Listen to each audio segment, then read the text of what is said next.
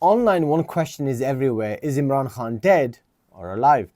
His family is asking, his supporters are asking, and millions across Pakistan are asking.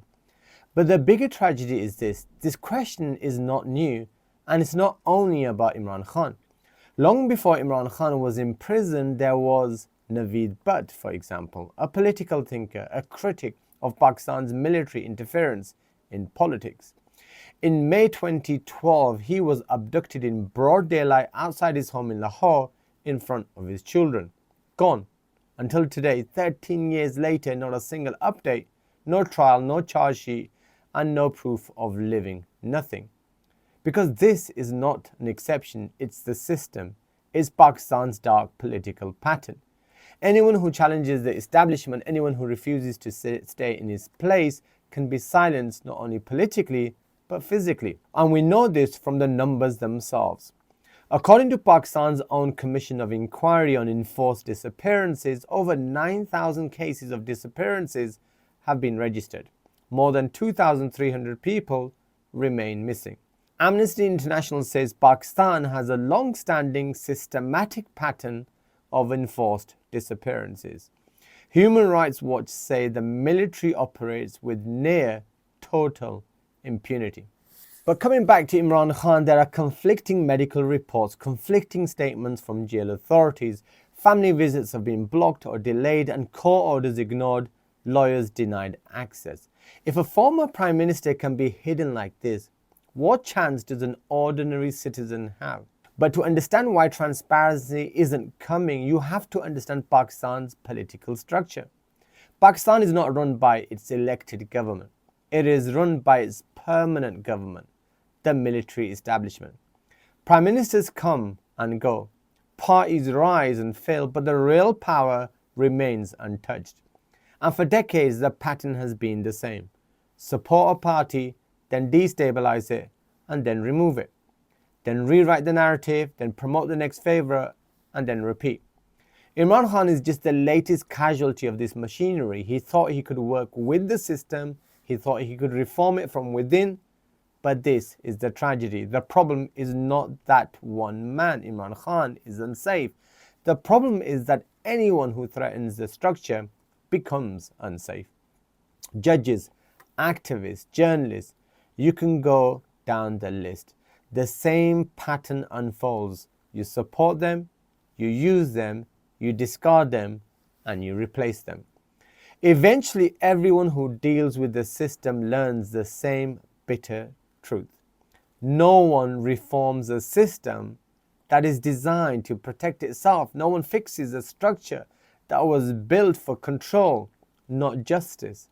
This system is not broken. It is working exactly as intended. And the most painful truth is this: there is no real democracy, not in the West and not in the Muslim world. What exists is a political framework that is designed by the elite for the elite. Imran Khan is just discovering what many before him already learned. You cannot change a system that was never created to serve the people. So why is the West, the champions, the so-called champions of democracy, remaining silent? Western governments know exactly what is happening in Pakistan, the abductions, the censorship, the political engineering, the disappearances, but they remain to stay silent. Because Pakistan's military establishment remains aligned with America's strategic interests. And when the interests are aligned, democracy, well, who actually cares? Totally irrelevant. The truth is simple. Western capitals prefer compliant generals, dictators, over inconvenient democrats. They know the reality.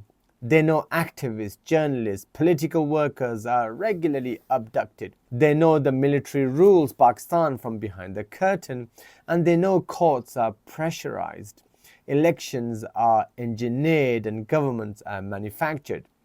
But as long as Pakistan's generals deliver what Washington wants, the abuses don't matter. In fact, who cares? So what does Washington want?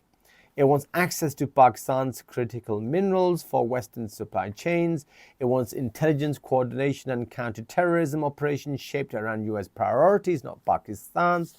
and it wants Pakistan's troop participation in the so-called international force after Gaza, a force that effectively extends the siege and enables the Zionist genocide under a different banner, not to mention the control over Pakistan's nukes. Each time Pakistan's rulers cooperate, Washington praises their stability. And every time Washington praises them, the generals feel untouchable.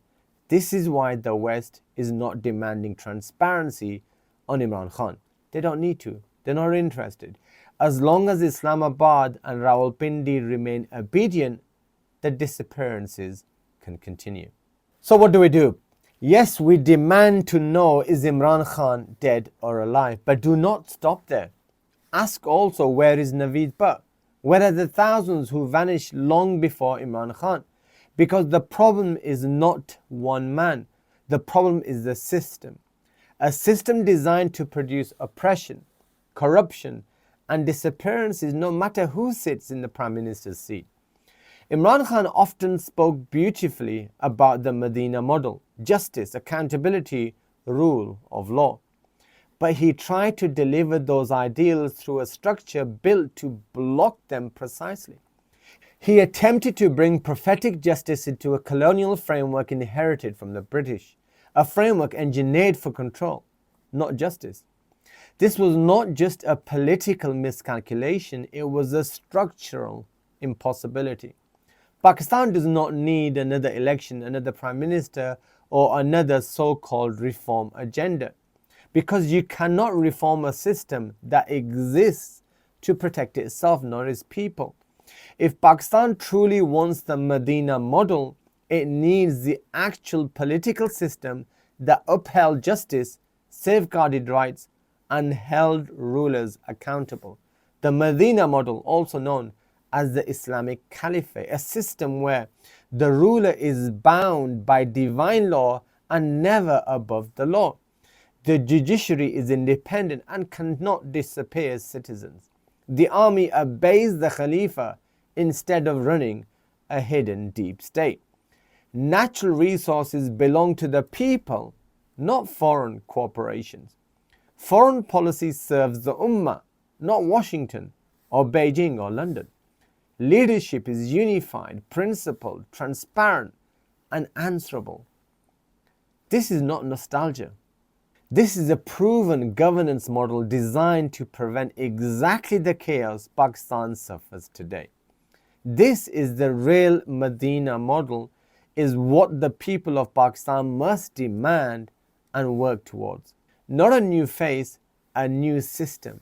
This is the call the people of Pakistan must make and the path the Ummah must unite upon until Allah subhanahu wa ta'ala fulfills His promise through this Ummah. And when the Ummah rises with sincerity and conviction, then no general, no army, and no worldly force can block the promise of Allah subhanahu wa ta'ala. Assalamu alaikum wa rahmatullahi wa barakatuh.